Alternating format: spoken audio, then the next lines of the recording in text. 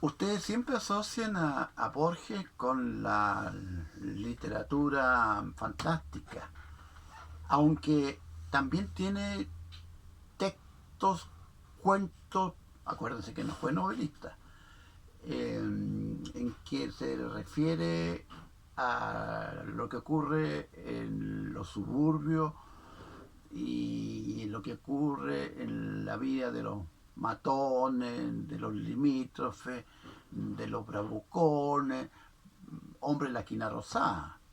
Yo me imagino que ya lo leyeron ya, ¿no es cierto? Estamos en Eh, paro, ya no importa, porque yo creo que no tienen paro mental, ¿no es cierto? Ya, es un paro, de brazos un caídos. paro de brazos caídos, pero no de mente, ¿no es cierto? Entonces, aprovechen de leer Hombre de la esquina rosa. Bueno, ese es un cuento gauchesco, ¿ven ustedes? Un cuento de que los protagonistas son los guapos, los matones que se enfrentan en un baile de orillero, como dice, ¿no? Orillero, la orilla de Buenos Aires, ¿no es cierto? Eso es. Así que relacionen a Borges, pero también a Cortázar, ¿no? eh, Julio Cortázar, él dice que todo cuento fantástico, ¿no? Y recuerden ustedes algunos cuentos de Cortázar, ¿no? También le he recomendado algunos. Sobre Cortázar no hemos hablado mucho, vamos a hablar más adelante. eh, pero por ahora les recuerdo la Noche Boca Arriba, también les recuerdo un cuento que se me olvidó en este momento nombrárselo, pero ya se me va a acordar ya. Son varios, son muchos. Lean a Cortázar, lean el ajolote, por ejemplo. Es una palabra azteca esa para referirse a un pez que está en una pecera, horrible, feo.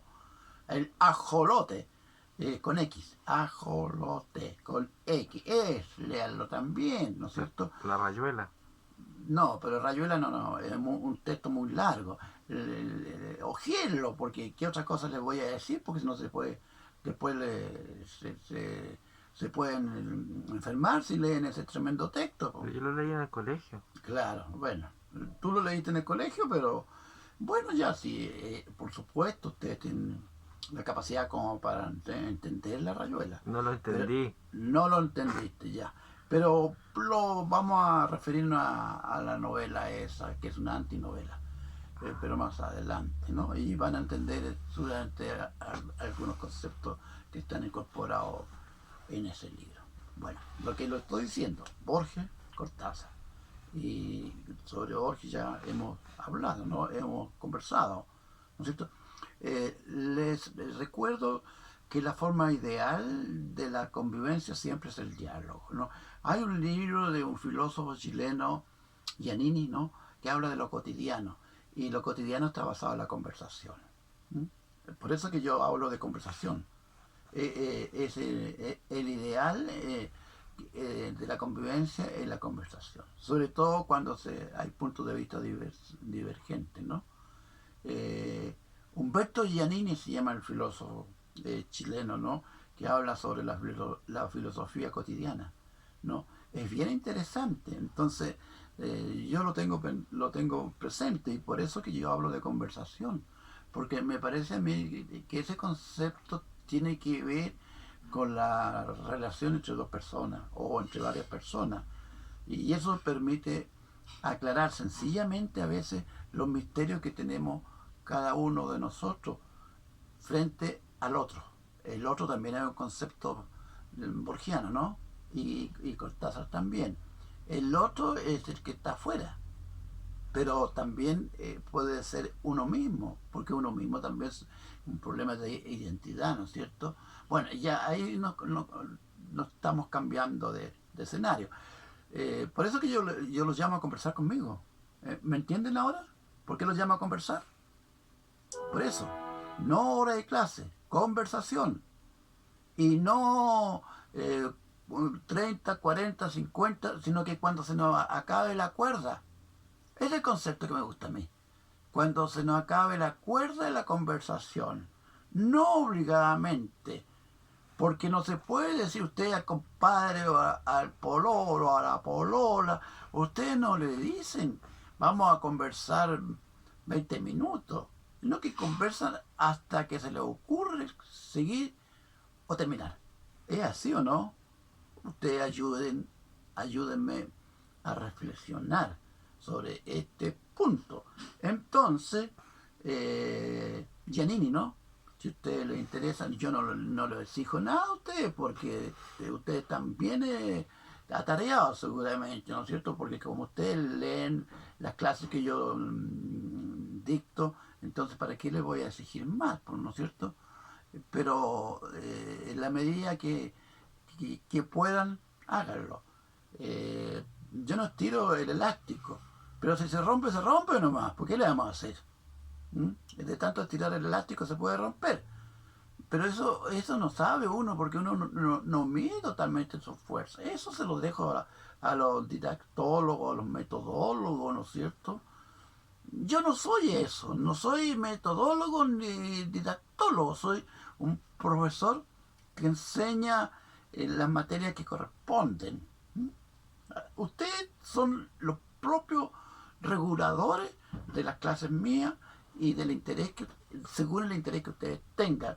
Bueno, se me olvida de las últimas clases, porque como estaba concentrado en Borges, podríamos hablar mucho más, pero vamos a hablar en la medida que se produzcan las circunstancias del habla, ¿no es cierto?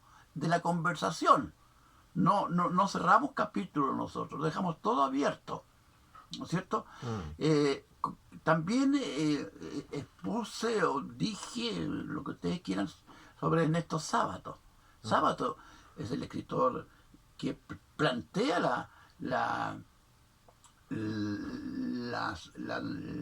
angustia, los dramas contemporáneos, ¿no? A través de un pintor, de unos amores muy anormales. Acuérdense sobre Héroe y Tumba, acuérdense El Túnel, son dos obras fundamentales. Acuérdense de lo que les dije, que Sábato se había iniciado en la ciencia y después devino en la novela y en el cuento también, ¿no es cierto? Sábato es un buen escritor para ejemplificar esta nueva preocupación de los contemporáneos. La misma preocupación en otro estatus que tiene, por ejemplo, otros escritores. A ver, le voy a nombrar a otro escritor. Por aquí lo tenía, se me quedó no sé dónde. Madera Quemada. ¿Saben de quién es Madera Quemada? Son unos cuentos de Roa Basto, Augusto Roa Basto. Aquí hay otra cosa interesante, porque en primer lugar es paraguayo. No nombramos nunca a los paraguayos. Ya. No, pero yo lo había nombrado a propósito de la novela de la dictadura, ¿no?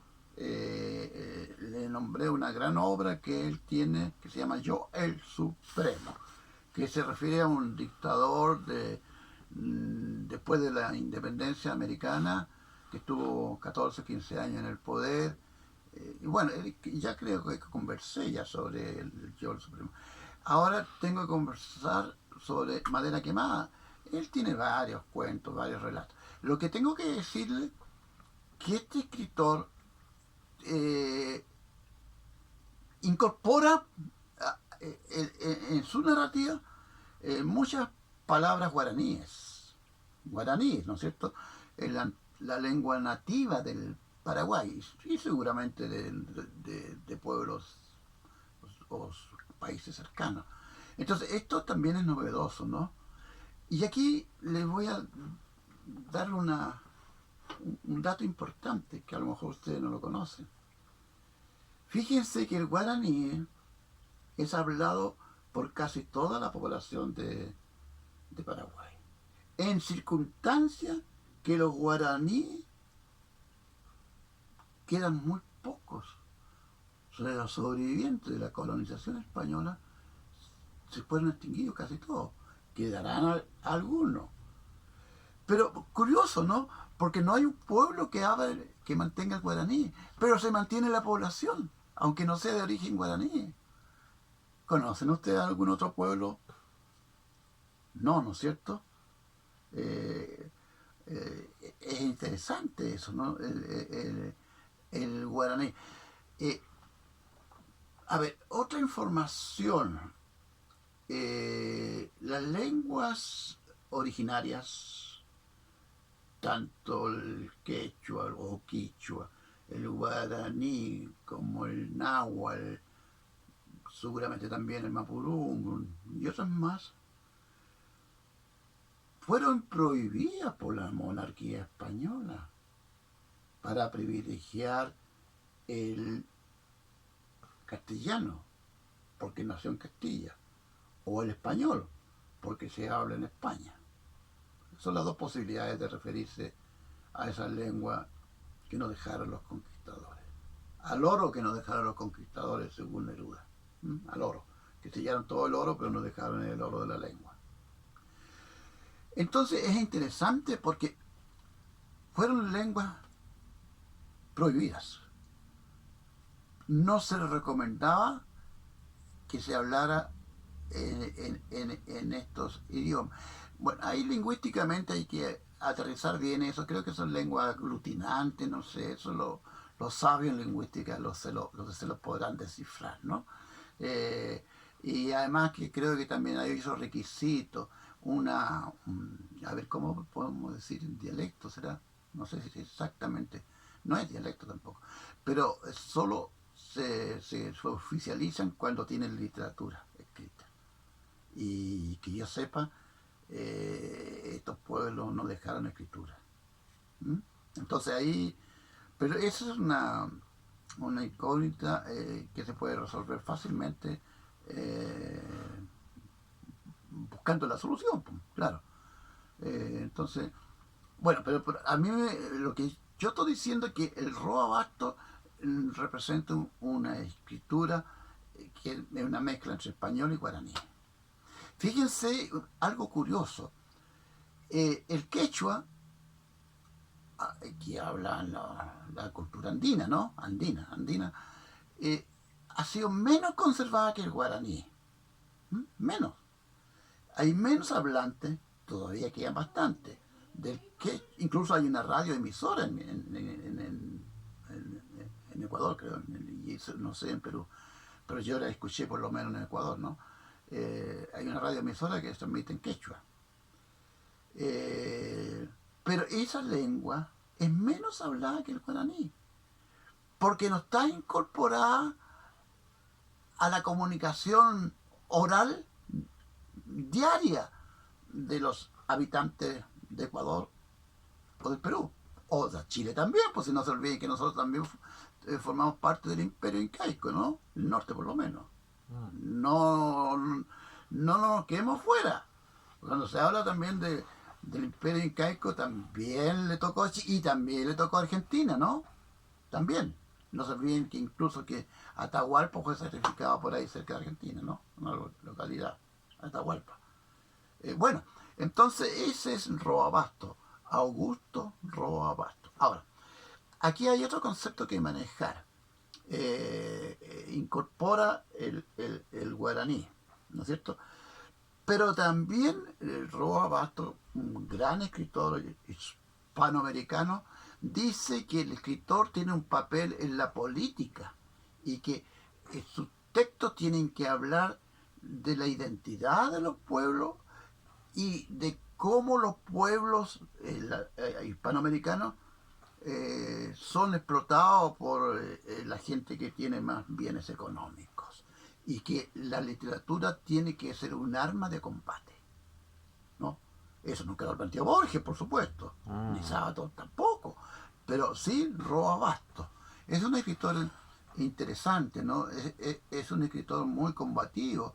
Él estuvo exiliado, ¿no? Si quieren que le cuente algo de la vida, en Argentina. ¿Por qué estuvo exiliado? Porque había una dictadura en Paraguay encabezada por un general que se llama Stroessner, no recuerdo su nombre. Alfredo Stroessner. Y correteó a los escritores. Como hacen todos los dictadores, corretear a los escritores, y a las personas progresistas, y a los escritores que se rebelan contra el régimen dictatorial, que quiere imponer su su orden, ¿no? Que generalmente es un orden militar, generalmente. Puede que no también, ¿eh? Pero Stroessner era un militar que después lo echaron y murió en Argentina, creo. No sé, no conozco muy bien, tampoco me interesa la historia de Stroessner. A mí me interesa lo que me interesa. Afasia del poder. Empezó a hablar raro cuando se murió. Dio órdenes raras y se fue a un... Dio todas las órdenes al revés. Y le dijo a su chofer, lléveme a tal parte. En su cabeza pensando que tenía que ir a su casa. Y la dirección que le dio al chofer era justamente donde estaban los enemigos de él y murió. Qué Lo mataron. interesante, no sabía eso yo. Afasia del poder. Miren, afasia del poder, Ujú. ese es un trastorno mental. Él se creía todavía en el poder. Totalmente. ¡Ay! Stroessner. Bueno, ¿lo mataron o murió? Lo mataron. Lo mataron, parece, ¿no es cierto? Bueno, ese es Stroessner, ¿ven? Ese, o sea, es un tipo siniestro, ¿no? Sí, pues era malo. No. Entonces, ¿se imaginan ustedes a Roa Bastos, un escritor progresista, inteligente, al lado de este monstruo? Se fue, pero fue a Argentina. Roa Bastos tengo entendido que murió en Argentina, no sé eso yo. Esa parte la desconozco. Lo único que yo he leído es Yo el Supremo y los cuentos de Madera Quemada. Madera Quemada. ¿No? Hay cuentos muy interesantes allí. Incluso hay una película basada en un cuento, El trueno entre las hojas, una película antigua. Usted que tiene paciencia para ver películas, Está en Netflix. claro, oiga, ahí hay una, yo la vi hace mucho tiempo. Hay una artista que se llama la Isabel Sarli, parece que es argentina, que hace un papel ahí protagónico. Una mujer muy buena moza. Se la recomiendo a los varones. Se la recomiendo la película. Entonces ahí ustedes tendrían contacto con este gran escritor, con Roa Bastos, en El trueno entre las hojas, ¿no es cierto? Y me parece a mí, esto es una lectura vieja, que está ambientada en un ingenio azucarero, en un lugar boscoso. No me pida más detalles porque no lo recuerdo. Todo esto es producto de mi memoria, pero mi memoria no es muy fuerte a veces. Fallo. Fallo. No recuerdo cuando nació Carlos Magno, por ejemplo, no sé. Si usted me pregunta cuándo nació Carlos Magno, me matan. Me matan sencillamente. Entonces, Roa Bastos, ¿no? Roa Bastos, y porque está bien, Paraguay también es un país que no está tan lejano de nosotros, ¿no? Y forma parte también de toda esta, de los países, ¿no es cierto?, que son tan diferentes a nosotros desde el punto de vista no racial, sino que desde el punto de vista de las costumbres, ¿no?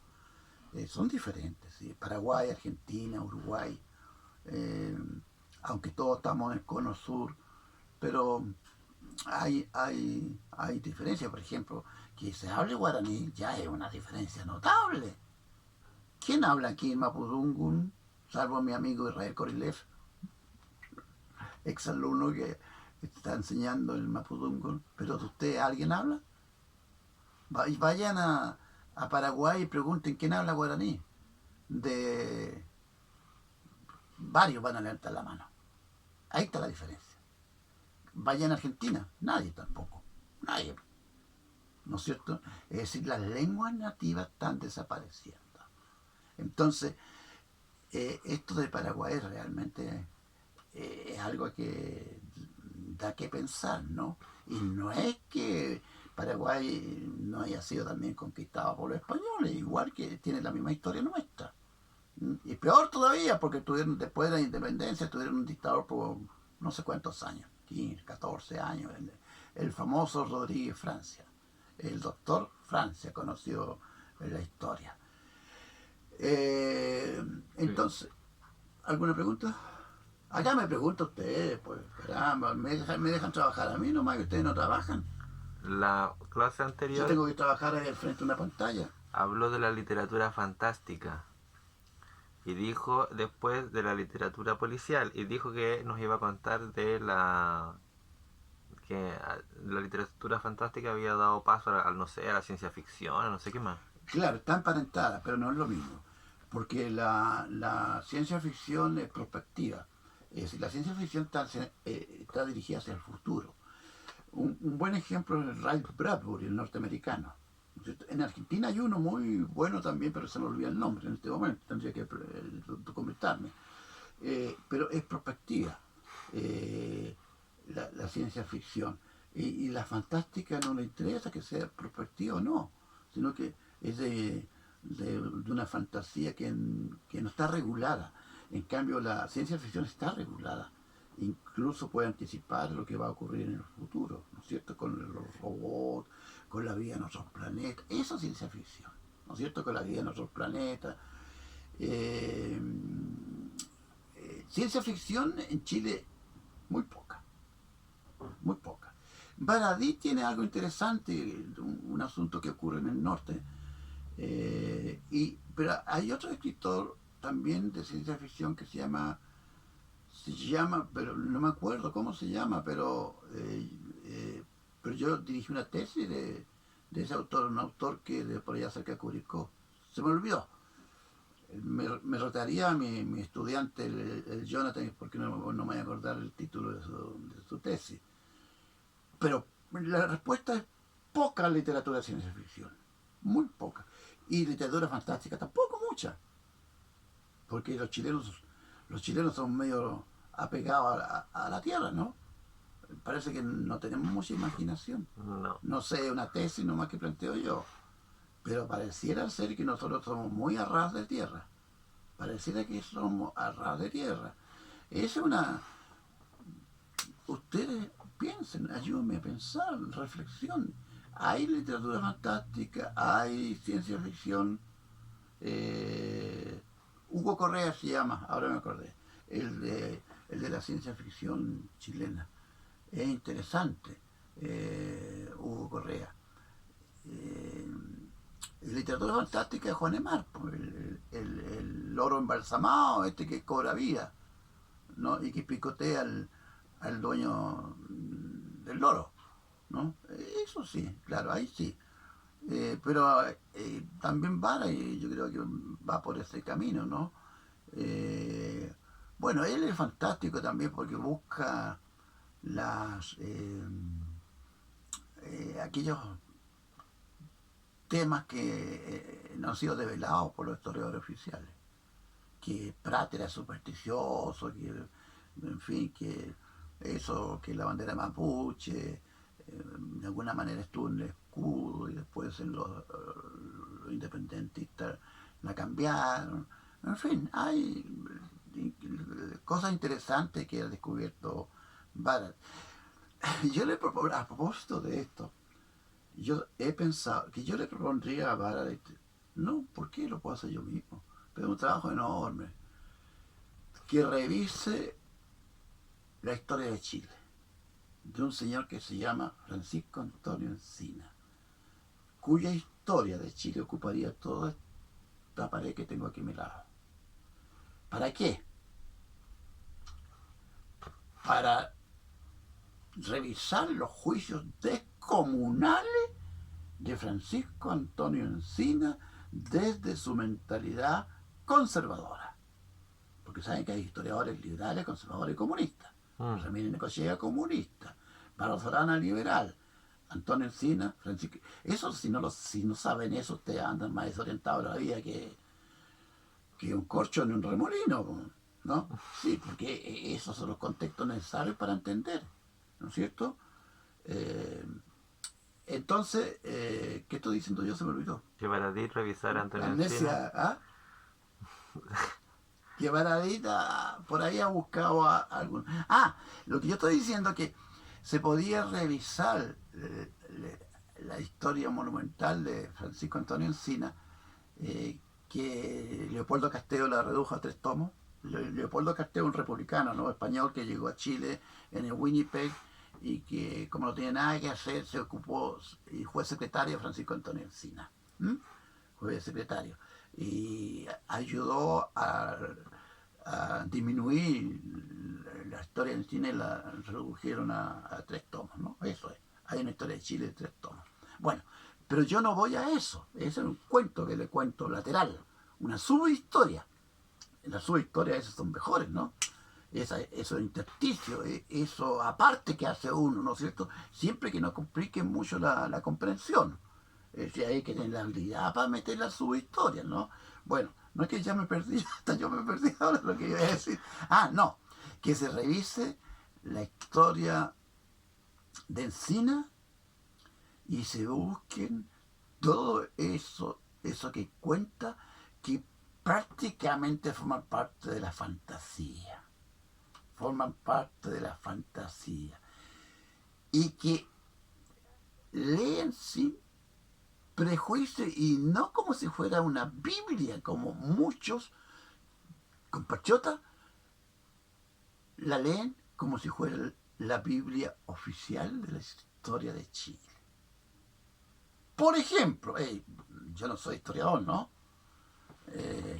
Eso no indica que no sepa historia. Los historiadores me imagino que saben historia, pero yo no soy historiador.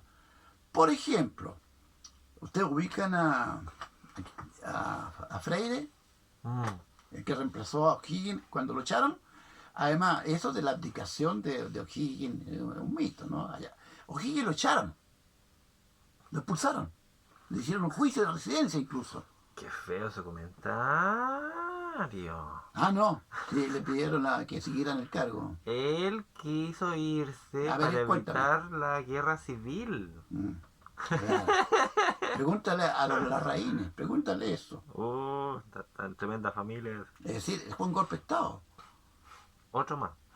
Uno más. Otro más. Claro, entonces a él lo echaron, lo mandaron al paraíso, se fue en un barco, ¡pum!, hasta el Callao. Y ahí los peruanos le regalaron una hacienda, ¿no es cierto? Y ahí se instaló O'Higgins, y ¿sabes lo que hizo? Primero en una calle, de Lima.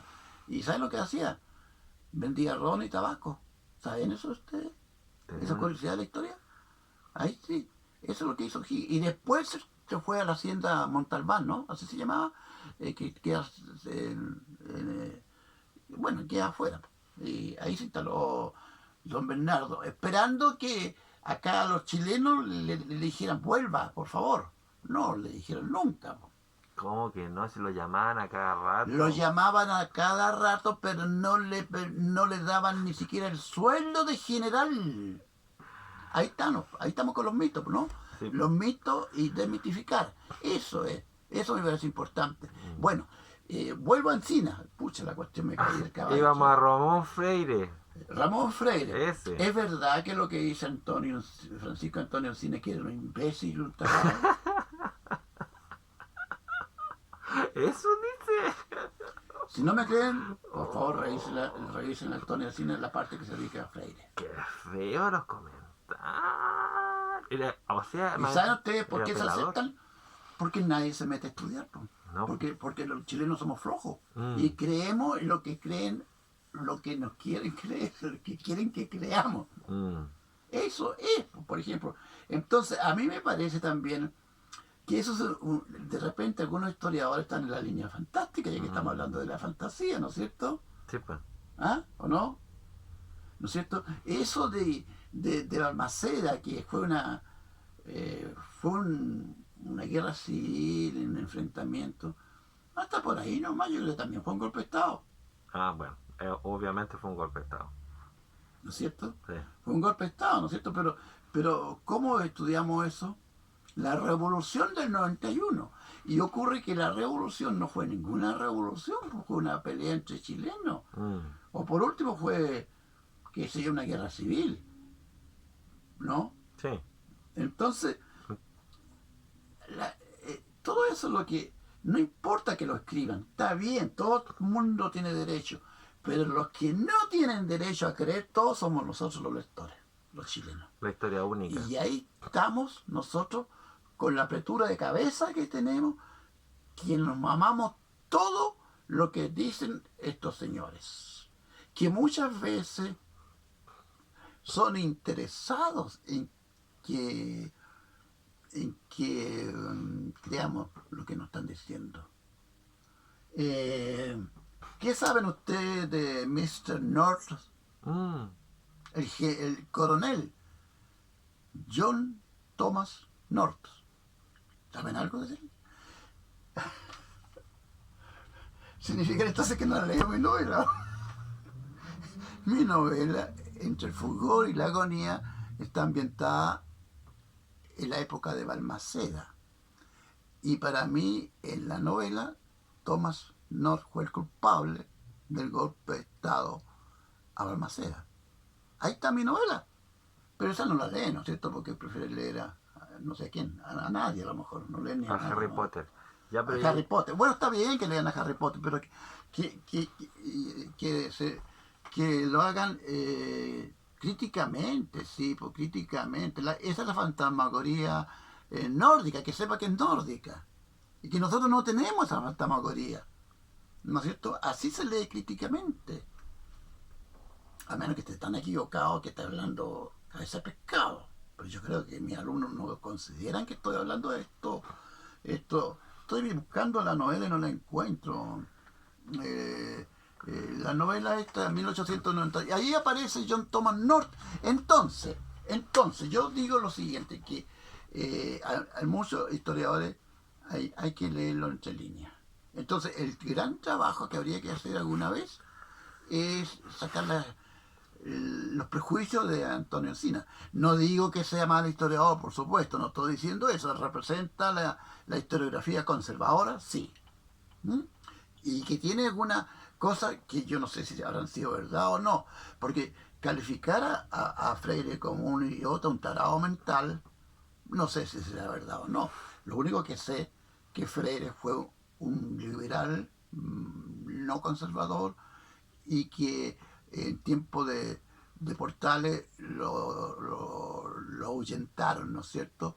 Porque Freire representaba la oposición al régimen portaliano. Entonces, comprenderán ustedes por dónde van las aguas. Por el lado de la República portaliana, autoritaria, que hasta el día de hoy sigue reverenciada por sectores conservadores. ¿No es cierto? ¿Ah? Y hablan de la organización chilena. Está bien, a lo mejor es verdad eso. Sí, posible. ¿No es cierto? Pero también Portales tenía un espíritu bastante libre, ¿no? ¿No? Dice que la Constitución le servía de pretexto para hacer lo que él quería. ¿Han estudiado eso? Ya, bueno. Y sigue siendo un prócer en Chile. ¿No? ¿Saben ustedes que hay una novela que se llama La dictadura de Portales? ¿Alguien sabe? ¿Y alguien sabe que es de un señor Soto Hall? No, no saben. Me gustaría que empezaran a averiguar algo más sobre la historia de Chile y relacionada con la literatura. ¿Saben por qué las tarrias? Y aterrizamos en la literatura, que era uno de los grandes tribunos, esa era la palabra que se usaba, unos grandes tribunos, ¿no es cierto? Fue diputado, fue qué sé yo. No podía ver a Portales. ¿Saben ustedes esa rivalidad? O sea, que él repudiaba el régimen portaliano y que tiene un libro que habla de la República Infernal. Y la República Infernal, ¿sabe cuál es? La portaliana. Bueno, entonces sería interesante hacer un estudio así tipo Baradit, ¿no es cierto? No sé, sobre estos temas que estoy planteando yo, a raíz de la literatura fantástica. Esto también es fantástico. La Cueva del Chivato. ¿Cuál es la Cueva del Chivato? Una república infernal que está en Valparaíso. Allí se mandaba a los opositores y se le hacía la práctica del imbunche. Tarea, ¿qué es lo que era un imbunche? Terminamos, ¿no? Sí, pues ya llevamos más de media hora. Bueno, me fusilan, pues entonces. Si no tienen la No. paciencia, me cortan donde quieran ustedes cortarme. ¿Está claro, no? No me opongo. Pero ustedes no pueden impedir que yo desarrolle mi pensamiento. Eso sí que no se lo acepto a nadie. A nadie. Oye, antes de terminar, esto se mete en estas cosas que se llama DECA, ¿no es cierto? ¿Ah? Mm. Preparen un trabajo que les voy a pedir, ¿no? Un trabajo que les voy a pedir acerca con un cuento. A eso sí, no se enojarán si les digo, aunque estén en paro, ¿no es cierto? No me van a fusilar. Porque si están en paro no hacen nada. Están en paro significa no hacen nada, No, pues no solamente pueden ni caminar. leen nomás. Leen nomás. Entonces leen un cuento de la Luisa Valenzuela que se llama Los Censores. No lo digo con mala intención, porque ustedes me están censurando. Pero a es mí. cortito. Cortito. Léanlo, por favor. Pues sí, ya lo pusimos en la clase pasada. Ya. Léanlo y sobre eso le voy a pedir a ustedes que por favor, porque ustedes hay que pedirle por favor, ¿no es cierto? A toda la gente que pediré, por favor. Claro, por favor, van a hacer un trabajo de acuerdo a las pautas que yo les voy a entregar una vez que estén en condiciones anímicas. Cuando que terminen vuelvan del paro. El paro tortual, no sé cómo se llama eso, ¿no es cierto? Que terminen el Virtual. paro. Que lo terminen, porque Ya, antes pero no vamos pueden. a cortar Ya, la- basta.